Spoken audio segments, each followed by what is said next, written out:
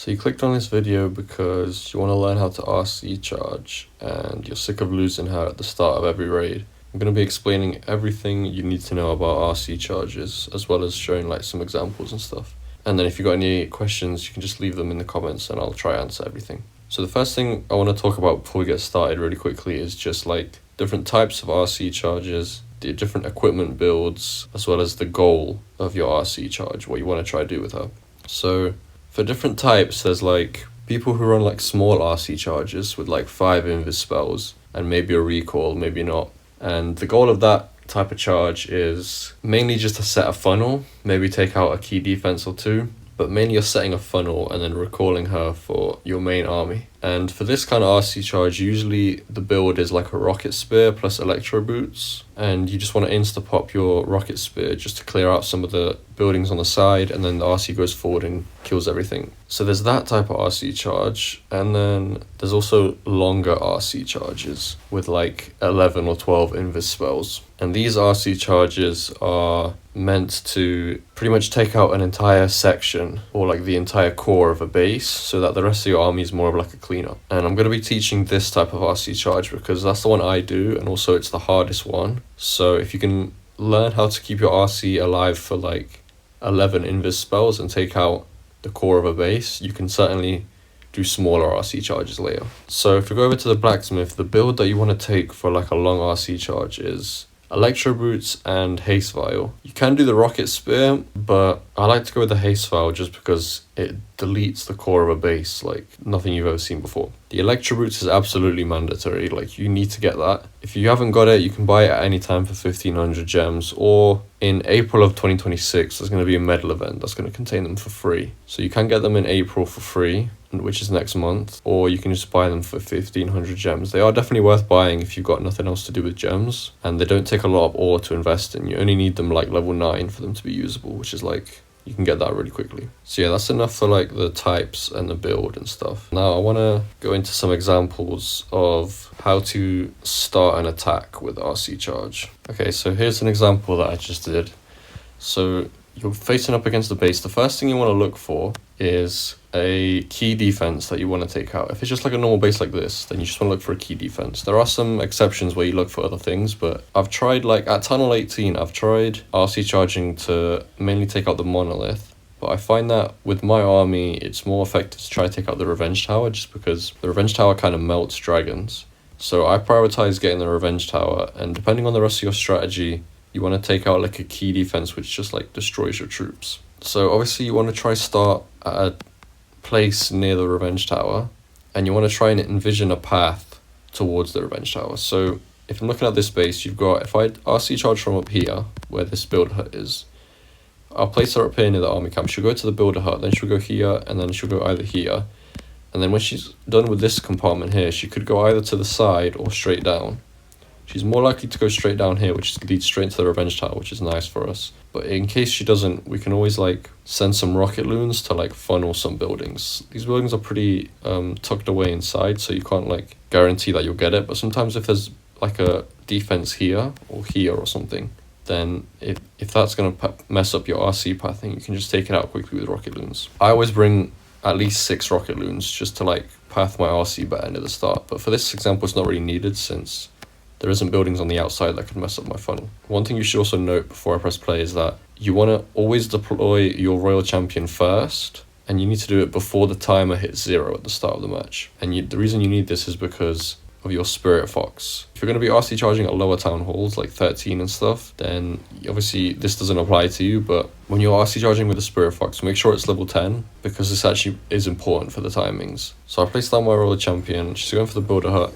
I do send some rocket loons to try clear out that side, just to make sure she doesn't go down there, but they probably weren't even needed, to be honest. And then once the RC kills this, she just goes down, and then she goes to the revenge tower just like I wanted her to. If she doesn't go where you want her to, you can use pathing and redirects to go in a certain direction, but we'll talk about that later, as well as when to place invis spells. This example was just to help you decide what to go for when you're RC charging and how to like think about the pathing. So then she goes down here, she takes out the revenge tower, And then once like the main building is down that you were trying to get, after that you've kind of already got your value with the royal champion, yeah? And you're just trying to like keep her alive as long as possible after that. So at this point I'm not trying to like redirect her to any specific building. All I want is to use the rest of my invisibility spells to kill as much of the base as possible. So that's what I'm going to do, just keep placing them at the timings that we're going to talk about in a second, and then just let her kill whatever she wants to kill. Okay, so this is a good example of how to double cycle versus single cycle on your invis spells. So let me explain what I mean by this. So when I said you want to deploy your royal champion before the timer hits 0, it's so that the timer at the top starts at 3 minutes, which means with your fox, because it's invisible for 4 seconds, it means you don't need to place an invisibility spell until the timer at the top hits 6. So like 56, like the last number ends in a 6. So it would be like 256 or 246. That's when she'll be visible again. So single cycling is basically where you place an invisibility spell when the timer hits 6, and then she'll be invisible until the next fox cycle. Because the invisibility spell only lasts like 4 seconds, I think, she'll be visible again around like the 1 or 2 the 1 second mark, so like the 251 mark. And because the fox will make her invisible again at 250, so any number that ends in a 0, it means that your royal champion will be visible for like a split second. She'll be visible for a split second at 56 when you first drop the invis, and then the 51 when it's transitioning from the invis to the fox. So that's why single cycling is a bit risky, because your royal champion will be open on both of those windows for like a split second. So this is why you single cycle usually at the start of an attack when she's in a very low damage area. So let me show you an example here. The timer's going to hit 0. I place my champion. The timer starts at 3 minutes exactly when I press my champion. And she's invisible now because of the fox. At level 10, the fox lasts 4 seconds. So then at the 6, when the time hits 256, that's when she's visible now. And that's when I drop my first invis. So she's in a very low damage area here, so she's not going to take any damage. But you'll see that by the time the invis spell lands and the fox invis runs out, she'll be visible for like a split second. But there's nothing around, so she didn't take damage. Which is why this is a good idea to single cycle when there's no damage around. So now I place the invis, and then she's invisible in that. And then when the timer hits about 251, she's going to go visible again for a split second. You can play around with those timings, but you'll get used to it. So she's going to be visible again for a bit. And then since there was no damage around, and I seem to time the spell like pretty perfectly. If you time the spell perfectly, then she'll only be visible for like the smallest amount of time. So she was visible there, but the fox is now making her invis because we've just passed a number ending in 0, 250. That's when the fox works again. So so for single cycling, you're just alternating between fox, invisibility spell, fox, invisibility spell. And you're placing the invisibility spell at when the time hits something ending in a 6. So 256, 246, whatever. So now I'm in another position where I'm in a low damage area. There's not much that can do a lot of damage to my royal champion for a split second that she's open. So it's only really this cannon, and like that's pretty much it. Maybe this expo, but because we didn't take a lot of damage the first time, it's a good indicator that we can single cycle again. So your main indicators to know if you should single cycle versus double cycle is if like how much damage have you already taken on your royal champion. So in this case, none. So we've got a lot of health to spare if we want to take some potential damage for this single cycle. And also like how much damage is there in the area. Since both are clear for now, we've got a lot of health to spare, there's no damage, it's definitely safe to single cycle again in this position. So as the clock hits 6, 246, we're going to place another invis, but she'll be visible for a split second again. So yeah, you can see she's visible because the cannons shoot, the Tesla pops up, the expo shoots, and she does take a bit of damage this time. Luckily the fox does walk in the invis as well. Sometimes he can straggle behind, and since we're single cycling, we should be good now until the next fox cycle. So the invisibility spell, it's about to wear off because it's at a 1 again. She's going to be visible for a bit as you saw the expo start shooting, and then the fox turns her invisible at the 0 again. So now we're in the clear, and then now we're getting deeper in the course, so you have to like really think about if it's safe to single cycle. Since we already have a lot of health now, and there still isn't too much damage, like there's a cannon, there's maybe a this and this, but the main defenses that do a lot of damage is like scatter shots, the Guardians, Monolith as well does a lot of damage very quickly. So those are the kind of buildings that will light up your RC very quickly. You'll kind of like know which ones shoot quick after some practice. And if you're at Town Hall 17 doing this, the Town Hall also shoots very quickly, so you've got to be careful of that. But since none of those buildings are around, I'm actually going to go for a third single cycle, which is very rare. And I'll explain why in a second. But because the circumstances are right here, I'm just going to go for another single cycle. So as you can see, the clock is about to hit 236, so that's when we're going to drop our invis again. She gets visible for a bit, takes a little bit of damage, but we do get the single cycle, and then it's going to get to a 1, so we're going to let the Fox work again. So no invis spell, Fox works. So that was our third single cycle, and now we're going to start double cycling because we're in a area of the core where we don't want to mess around too much. We've taken a bit of damage, and we kind of just want to be more safe with it now. So when you transition to double cycling, instead of dropping the invis spell at the 6, you want to drop it at the 7. So 227. And that's because you want the overlap between invisibility of the Fox and the invisibility of the spell. So that way that she's not visible for even a split second. So yeah, I dropped it at the 7 a bit early there. And then you want to drop it again when the time hits the 3. So you're getting 2 invisibility spells for every Fox cycle. So you want to drop it again at the 3, and the 3 is going to last you all the way till the 0, with like a little bit of overlap again, so that there's always overlap when you're double cycling. So this is why you want to double cycle when you're near the core of a base, because you're going to take a lot more damage very quickly if you start single cycling in here. So you want to double cycle to make sure there's always overlap and your RC is always invisible. So then to double cycle, just place your invis at 7 and at 3, and then the Fox will do the rest of the work. So as you see, we drop it at 223, and then it's going to work until the Fox, he makes us invisible now, and then he's going to make us invisible till the 7 again. 7 comes, we drop the invisibility spell. Then the 3 comes, we drop another one.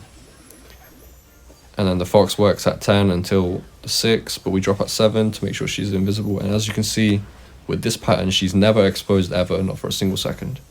And that's the safest way to do it in the core. And it just ensures your Fox survives the whole time. So that's what double cycling versus single cycling is. I usually single cycle once, maybe twice. This example was a very extreme case where we did 3, just because like it's a very like newbie based design. There's not much like key defenses around, and try identify which situations it's safe to go in for the second one, and which you just want to do a 1 single cycle and then just double cycle the rest. So yeah, it really just depends on the factors that I said earlier, like the health of your roller champion and what damage is nearby, but with practice you'll get used to that. Okay, so the next thing I want to teach you about is skipping buildings. So I'm going to use this as an example. So skipping buildings is where basically you put the invisibility spell over the building that your roller champion is already targeting before the building dies.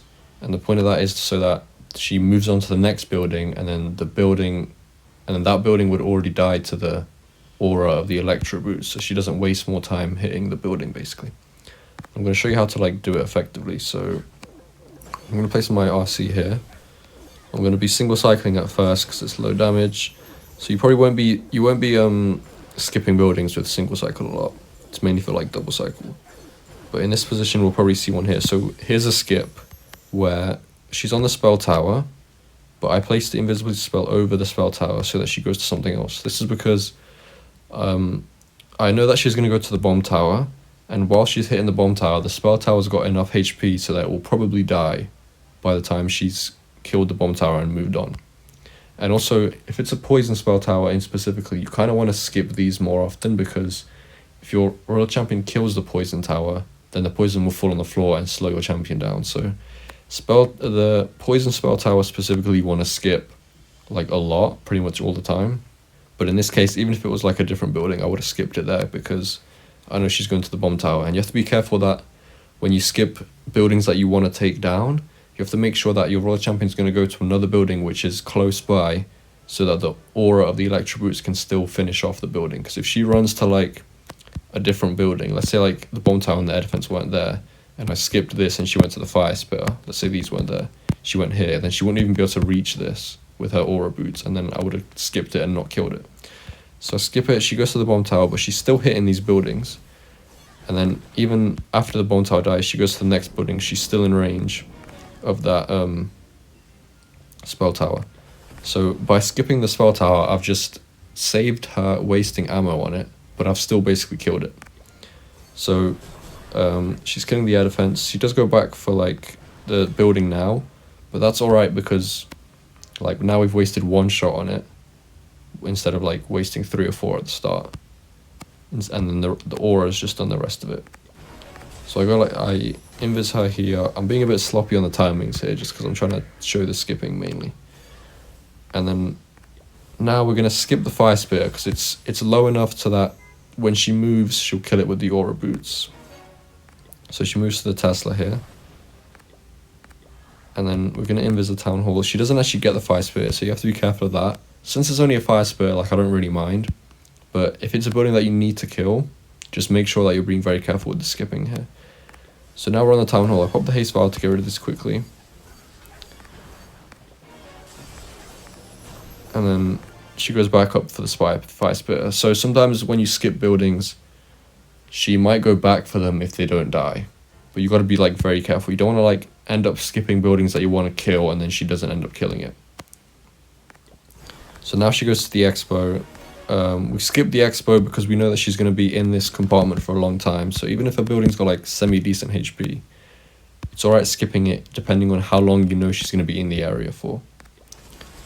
So I skip this. And then please ignore like the damage I'm taking on the Royal Champion. And then we skip the Inferno as well. Obviously I want the Inferno dead, but I know that she's still got like an expo to get through, a builder hut. So I know she's going to be here for a while, so it's alright to skip that. And just get her using ammo on that, because we know that E-boots are going to finish it. You'll be able to, this is like again another thing that you're going to learn with practice and get better at. So now we kill the Inferno, she targets the builder hut. Then we go for the scatter shot. So now we're on the scatter shot, a few more shots later, and then we can skip the scatter shot and skip the poison tower because it's a poison tower, we don't really want to kill it. And now we're on the mono. So we're on the monolith now, but we're damaging the scatter shot that we just did. The poison tower's getting damaged. And then a few shots on the monolith, and we can even skip the monolith as well. Okay, we actually like missed it, but I meant to like skip it there.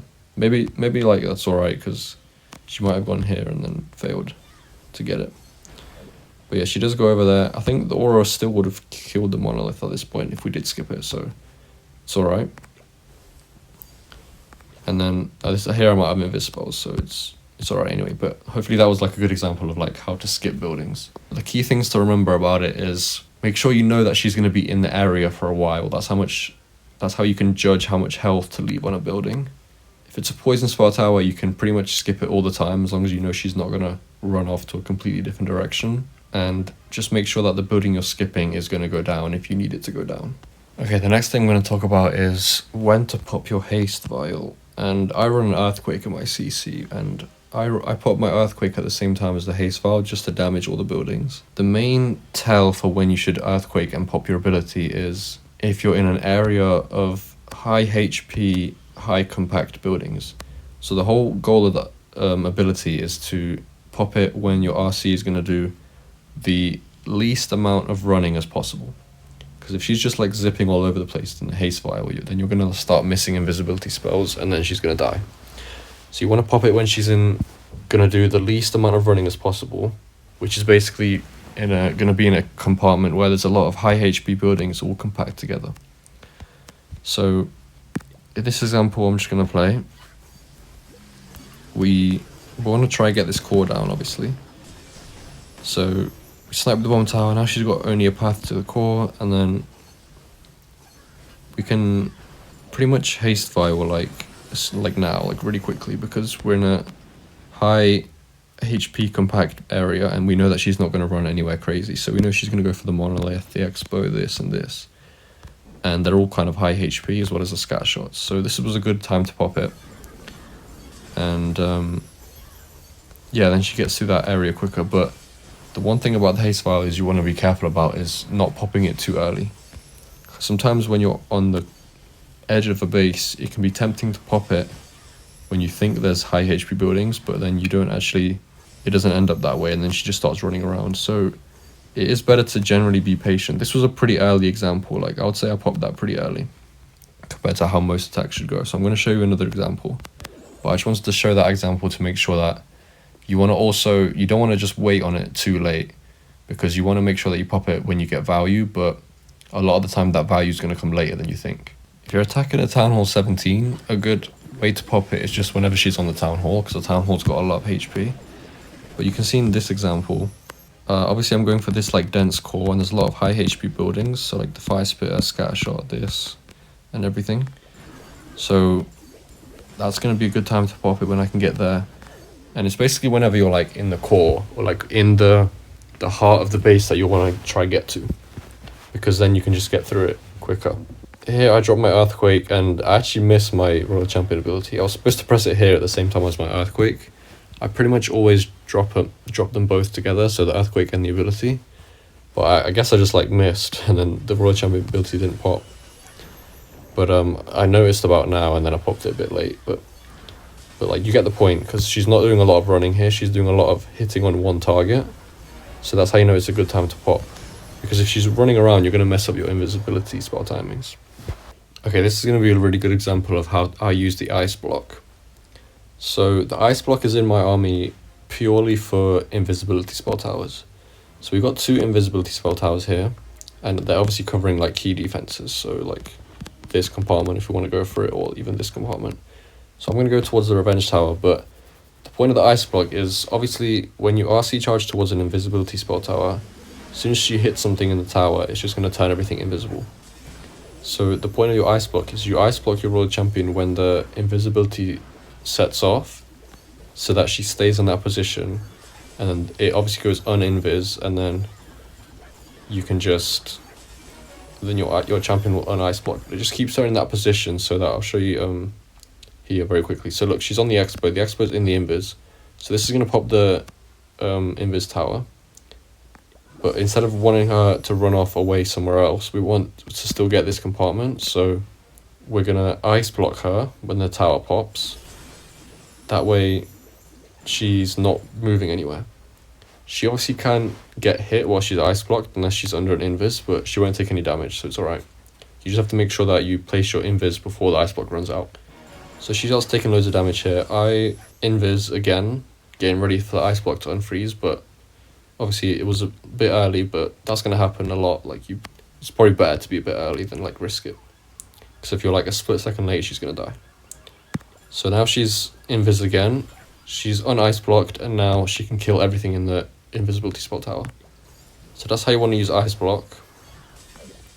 And there's nothing much really to say about that. You just have to make sure that you know when to pop the Ice Block, because if she's haste vialed while you pop the Ice Block, she's going to run away quickly and she might miss the Ice Block. So make sure you know that when she's about to hit something in the spell tower, because as soon as she hits it once, the spell tower will trigger.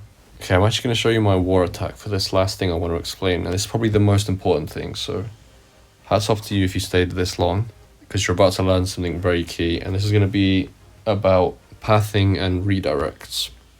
So this is like probably the most advanced thing you're going to learn here today. It's about how to like path your RC, especially during like weird bases. So first thing I need to tell you very importantly is every single time you see a base like this, where there's like a core with like key defenses, and it's like largely separated from the rest of the base, you have to, like, please listen to me when I say this, you have to, at all circumstances, get your Royal Champion in the core. However, like, where you deem possible. You just need to get her in the core. Because if you leave the core for, like, your main army, then the core's going to cook you, basically. So I'm going to teach you how to do that, because it is very hard to do. Because obviously, if you place your Royal Champion and do a normal charge, she's just going to go all around the base. So here's what you want to do. You want to look for a side of the base where there's not a lot of layers of defenses. So if I look like here, this compartment's got like multiple layers of defenses. This side's got a bunch of defenses. And everywhere's got a bunch of defenses. But here, there's only really like a multi-gear here. And there's like sweepers here. So there's not much she can else like get distracted on. So you want to try, just look for like the reason why you want to look for like low layers of defenses is because you can redirect her to the core when she's at this opportunity. So if I can get her, I'm thinking like if I can get her to this multi-gear from like one of these sides or this side, then if she's here, then the only place she can really go is like another sweeper or the core. So you just want to look for a place where you can easily redirect her. My plan here was to start her at this air defense. I'm actually just going to press play so it starts. Okay, so we place her at the air defense, and then I'm thinking if I can get this mortar out and this arch tower out with 2 rocket loons. And then I was hoping that after this air defense that she would go to the wizard tower, and then I can funnel this arch tower with another 5 rocket balloons. That's why I brought a lot of rocket balloons for this attack, but she actually just goes straight for the arch tower after the air defense. So this is even better for me, because now she's going to get like all of this stuff, like the arch tower, the wizard tower and stuff. And then now, because this mortar's funneled, there's like a big gap here, kind of. So she's not going to go down there. So I don't have to worry about that. So I know she's going to go this way, which is what I need her to do. I need her to get to this multi-gear. Because from the multi-gear, I can easily direct her to the core. So she's going here, and then we skip this wizard tower. We get to the sweeper, and now we're very far down here, and there's nothing up here that can distract her. So now that I'm on the multi-gear, I know that this is a very good chance to go to the core. Because she can't go backwards, she can't go down, she can't go up. There's no distraction buildings. And as soon as she kills the multi-gear, I'm going to put my haste vial and earthquake the core. And if I need to, like, let's say there was buildings like here or here, I can just like invis them. And then with the cost of 1 invis, I can redirect her to the town hall. But in this case, she was already close enough to the core that she just went there anyway. So we get her to the core, and then we aggro the long shot with the fox. So then she takes out the long shot, which is great. And then she just kills the rest of the core. And then after this, she goes to the sweeper. But because I need that revenge tower gone, after she kills the sweeper, I'm willing to invest an invis in one of these buildings just to redirect her to the revenge tower. And she ends up being closer anyway, so she goes there. So it's actually like a waste of an invis. But I'd rather be like safe and get that value, like guaranteed, than like risk her going on the outside. Because you need that whole core gone. And like when I can't even stress enough how much you need to get her into the core when it's like a core isolation base. And I don't care if you have to spend like 3 invisibility spells redirecting her. You just need to find the path that leads to the core with the least amount of redirection invisibility spells. This one we actually did with none, because we got from the multi-gear. But let's say they did have buildings up here, you just invis them and take her to the core. You just need to look for that opportunity. And let's say you're looking at a base for like 30 seconds and you can't find a way where to go in. I would suggest just drop your RC somewhere, and just drop her somewhere before the mark hits 3 minutes, like we said, or before the timer hits 0. And then you can just let her go as normal. And then if you see an opportunity, you just play it by ear. And then if you see an opportunity to like redirect her with invisibility spells, you can do that.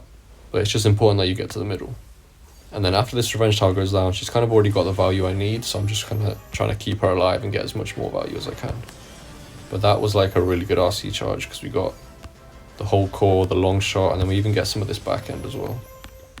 We get like the multi, we get the scatter shot and the spell tower, and pull the CC as well. So that's a really good example of like redirecting her. I'll try going to find another example for you guys.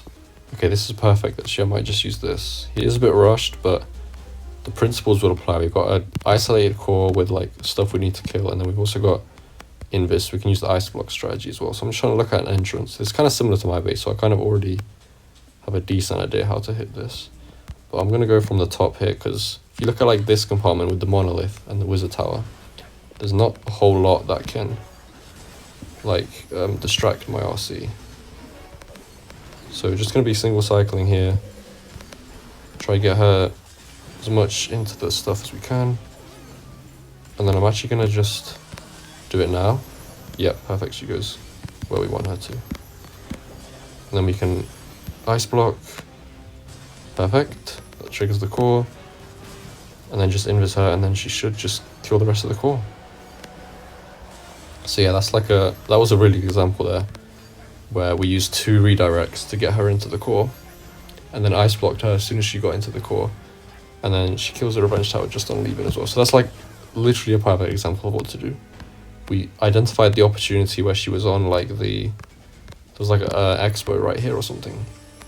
So she was anchored on the expo, and then we could have waited like a bit more so that she went down one path, and then we could have maybe like used one, but I didn't want to like risk like a guaranteed opportunity, because I knew that as soon as she kills the expo, if we just go like invis here, I knew that there was nowhere else for her to go. So that was like a very good execution that I wanted to show to you guys.